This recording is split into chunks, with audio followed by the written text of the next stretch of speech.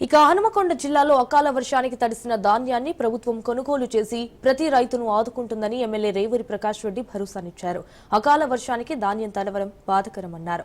రైతులు అధైర్యపడవద్దని తడిసిన ధాన్యాన్ని ప్రభుత్వం కొనుగోలు చేస్తుందని చెప్పారు.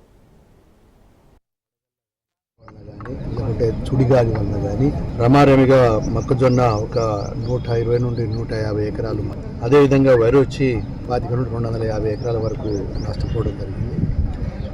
దాన్ని మనం ఫీల్డ్ ఇన్స్పెక్షన్ కూడా అగ్రికల్చర్ అధికారులు, రెవెన్యూ అధికారులు కూడా ఇవాళ కూడా ఫీల్డ్ ఇన్స్పెక్షన్ చేస్తున్నారు. ఇవాళ సాయంత్రం వరకు కానీ రేపు మధ్యాహ్నం వరకు ఇంకా పూర్తి సమాచారం కూడా వస్తాయి. ఏదేమైనా నష్టపోయిన రైతులకు అంటే దీనికి ఒక నామ్స్ ఉన్నాయి. అబౌవ్ 33% నష్టం జరిగినప్పుడు ప్రభుత్వం ఆదుకోవడానికి నామ్స్ ఉన్నాయి. ఆ పర్సంటేజ్ను కూడా తీస్తున్నారు. సో అబౌవ్ 33% నష్టం జరిగిన వాళ్లకు తప్పకుండా ప్రభుత్వం ఆదుకుంటుంది. ప్రభుత్వ పరంగా వీలైన కాడికి మంచి నష్టపరిహారం ఇప్పించే విధంగానే మనం కృషి చేయడం జరుగుతుంది.